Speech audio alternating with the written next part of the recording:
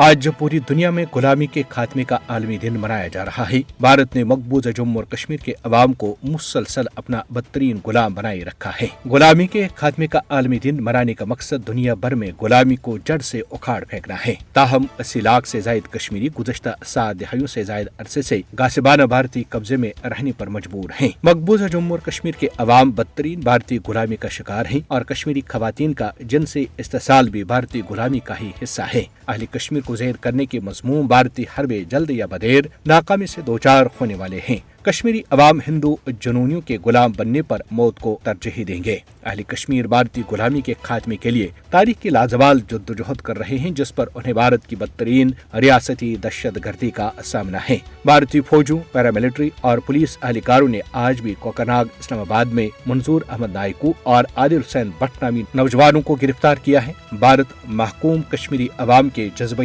حریت کو ختم کرنے کے لیے ان پر بدترین مظالم اڑھا رہا ہے، لیکن وہ بھارتی غلامی کی بیڑیاں توڑنے کے لیے پرعزم ہیں اور وہ اپنے مقصد میں ضرور کامیاب ہوں گے۔ کل جماعتی حریت کانفرنس نے غلامی کے خاتمے کے عالمی دن کی مناسبت سے جاری کیے گئے اپنے بیان میں اقوام متحدہ سے مطالبہ کیا کہ وہ بھارت کو مقبوضہ جموں اور کشمیر میں جدید دور کی غلامی کے خاتمے پر مجبور کرے۔ کل جماعتی حریت کانفرنس نے مزید کہا کہ مقبوضہ جموں اور کشمیر میں تعینات بھارتی فوجوں کو کالے قوانین کے تحت بے لگام اختیارات حاصل ہیں اور وہ نہتے کشمیری عوام کے خلاف سنگین جرائم کا ارتکاب کر رہے ہیں، جو بھارتی غلامی کے توق کو توڑنے اور اپنے حق خود ارادت کے حصول کے لیے جدوجہد کر رہے ہیں۔ بیان میں افسوس کا اظہار کیا گیا کہ بھارت مقبوضہ جموں اور کشمیر پر اپنے غیر قانونی اور ناجائز فوجی قبضے کو طول دینے کے لیے ہر وحشیانہ حربہ استعمال کر رہا ہے، جو کہ موجودہ دور کی غلامی کی بدترین شکل ہے۔ وقت آ گیا ہے کہ اقوام متحدہ اہل کشمیر کے حق خود ارادت کے حوالے سے اپنی منظور کردہ قراردادوں پر عمل درآمد کرائے اور اہل کشمیر کو بھارتی غلامی سے آزادی دلانے کے لیے مسئلہ کشمیر کو اقوام متحدہ کی قراردادوں اور کشمیری عوام کی امنگوں اور خواہشات کے مطابق حل کرائے۔